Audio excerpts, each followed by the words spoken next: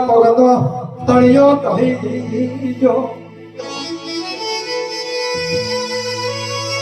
વસ્તી વાતો કરવા મોડી મારી માતા અમારા ઘરની આજે વસ્તી વાતો કરવા મોડી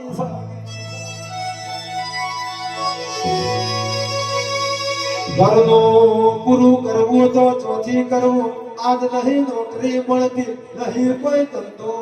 મળતો